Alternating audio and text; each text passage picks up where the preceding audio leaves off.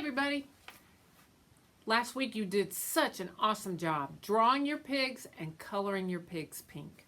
So today we are going to turn your pig into something that looks like this. We're going to add some black lines and some paint for the background. Let's get started. So your pigs look terrific. Let me show you the next step. The next step is to use a black crayon and outline all those original pencil lines. So very carefully, I'm going to trace over my pig's nose. Remember those ovals?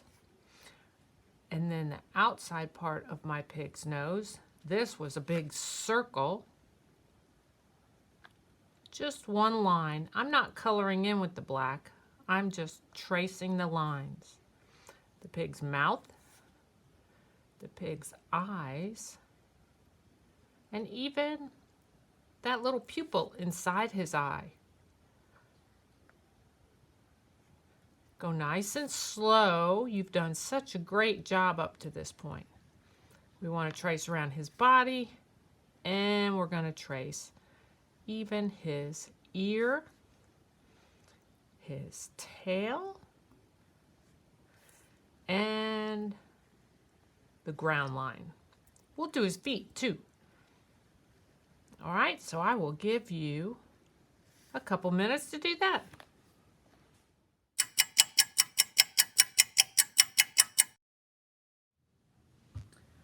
So, we are going to use the newspaper to protect our table from the paint.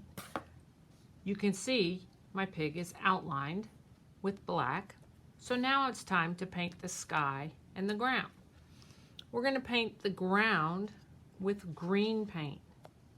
So I'm going to take the green paint and I'm going to go all the way out to the edges. Even on the newspaper, that's what it's there for, to protect the table. And I'm going to paint right around that ground line. And I'm going to paint around the pig and paint around his feet and even his belly and his other foot. When your brush runs out of paint, dip it and get some more. And I'm going to paint all around the edges. Think now, do you want to get green up here? No, that's the sky. And then I'm going to continue painting all the way down to the very bottom of the paper, even onto the newspaper. We really want to cover the entire sheet of paper with our paint.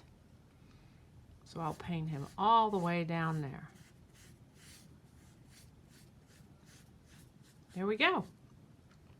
Then I'm going to put the green paint aside.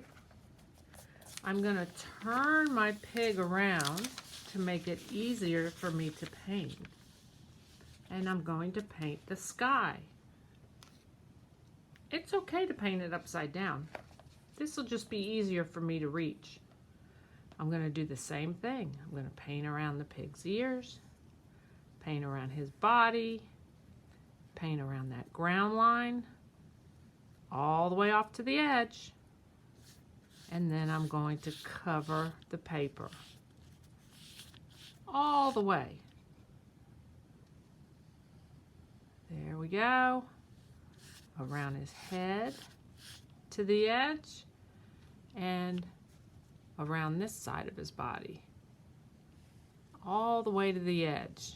I'm just going to paint right over his tail because I knew the waxy crayon will resist the watercolor paint. And I want to make sure I get it to the edge. Look, I'm not finished yet. I still have some more white space. So I ran out of paint.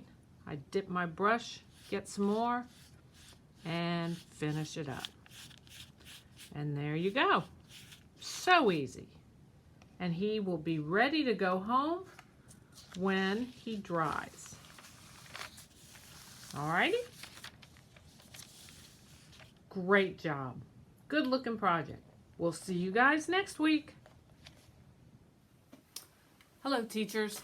So here's my pig I did yesterday. It's all nice and dry. All you have to do is pop the tape off the newspaper and it's ready to go home with one of our lovely write-ups.